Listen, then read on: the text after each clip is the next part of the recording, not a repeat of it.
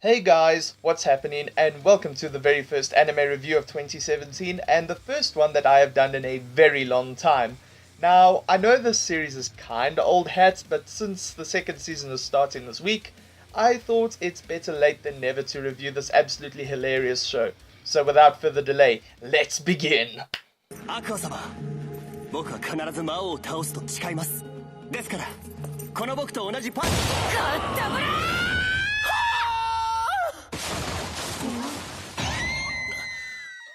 Now, normally when I review something, I wind up talking spoilers, but it's a new year with a new formula, so I'll try my best not to give anything away while doing this review.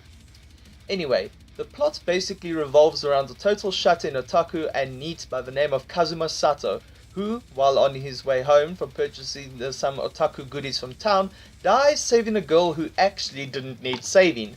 This leads to him meeting a goddess by the name of Aqua, who gives him the option of either going to heaven or being reborn in an RPG-styled parallel dimension where he is allowed to take something with him that will aid him in his new life. After being mocked by the goddess for the absolutely ridiculous and hilarious way in which he died, Kazuma decides to take Aqua with him in his new life because, well, Kazuma is kind of an asshole.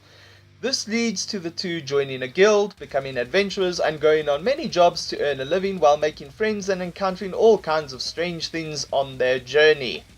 Now, while the plot may seem standard on the surface, the truth is this series is actually a parody of many other RPG fantasy-based anime that have been coming out in recent years. And it doesn't just parody the recent trend of RPG fantasy-based anime, it parodies more conventional RPG tropes from classic tabletop RPGs to PC and console-based games that dominate the scene today. However, this doesn't mean that you have to know everything about RPGs and fantasy as a whole to appreciate the comedy or the characters in this show.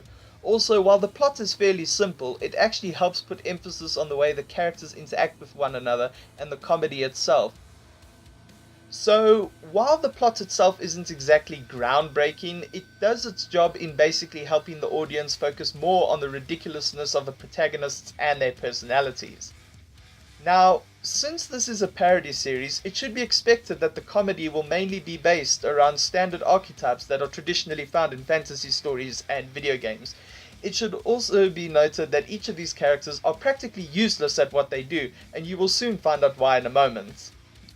Firstly, we have our protagonist Kazuma Sato, who, out of all the members in his party, is the only one who seems to know what to do for the most part.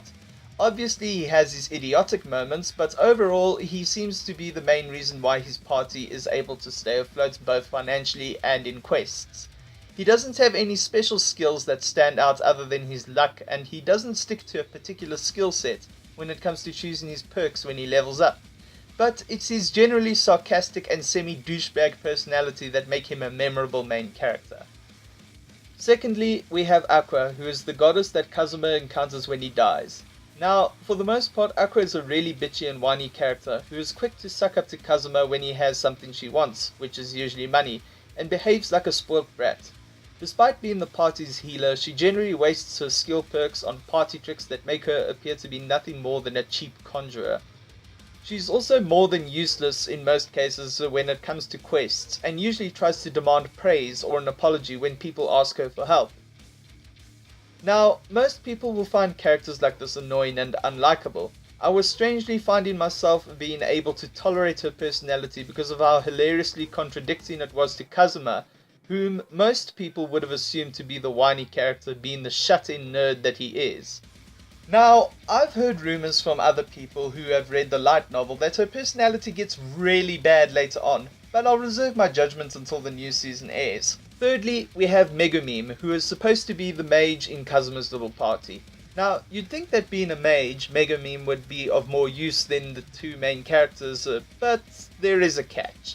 You see, Megumime believes that all other kinds of spells are useless to learn, and has thus spent all her skills learning explosion magic. Now, while explosion magic is extremely powerful, it unfortunately means that she can only use her spells once a day before being rendered unable to move her body. This makes her quite a burden to her allies, while also being a great asset as her spells are pretty powerful. So you can see why it wouldn't be wise to take someone like this on your team. Not much can be said about her development as we have yet to see more episodes, but I'll wait and see until after the second season before saying more about her. Finally, we have Darkness, who is a Crusader, which is a typical tank class archetype. But since she is a total masochist, this means that she enjoys taking damage, and to make matters worse, she never hits her targets, which means she can certainly take the damage, but cannot deal it back. Her masochist act is a little repetitive, and they gloss over her development and backstory due to the fact that there are only 10 episodes in this season, but I found her to be an enjoyable character overall. Hopefully they flesh her out more in the next season. Now, when it comes to the animation for this series, I have to say it's nothing special, but something that seems expected of a show of this genre.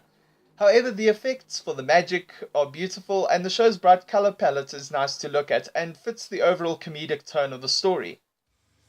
The character designs and art style may look kinda goofy, but overall I thought it fit the style of the storytelling. There is a fair bit of fan service in this show, which is something I can only take in moderation, and if it actually has a purpose in the scenario the characters are in, and not just there because the studio has no faith in the project. So, if you don't like fan service, you can relax, because while the show has its fair share of it, at least it's presented in a way where the characters don't have to make lewd or crass jokes like in most harem anime.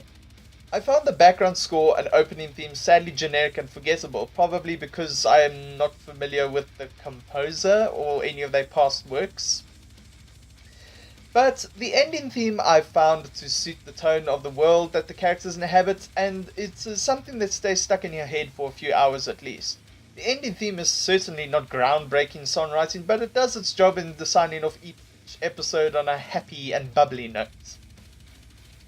So, with all things taken into consideration, I do have one final major problem with this show, and it's that this season was too damn short. But I guess it's kind of sort of forgiven since we have the new season, which will have started by the time this video goes live. Now, with all that in mind, I give Konosuba a score of 8.9 out of 10. This means that although the comedy is great and the characters are all likable, or so I'd like to believe, the shortage of episodes, soundtrack and expected animations sadly bring the score down ever so slightly. Still, this is a show I highly recommend to buy rather than stream. The series is directed by Takaomi Kanazaki, who also directed Tokyo Ravens and Lupin III, Princess of the Breeze, and was produced by Studio Deen. Konosuba is available on Crunchyroll and Anime Lab for streaming and is licensed by Crunchyroll. Sadly, there's no dub announced as of yet, but hopefully one will come out in the near future. Similar shows you might enjoy if you loved Konosuba as much as I did would include Sword Art Online and Gate. Granted, these two shows take themselves a bit more seriously, but they do revolve around being thrust into the thick of a fantasy world or an RPG video game fantasy world. And that concludes today's review, guys. What are your thoughts on Konosuba, and did you enjoy it as much as I did? Let me know in the comments down below. Also, don't forget to like and subscribe if you haven't already done so. And guys, don't forget to follow me on Facebook, Twitter, and DeviantArt for more awesome stuff. I am Viking, and until next time, have a kick-ass day.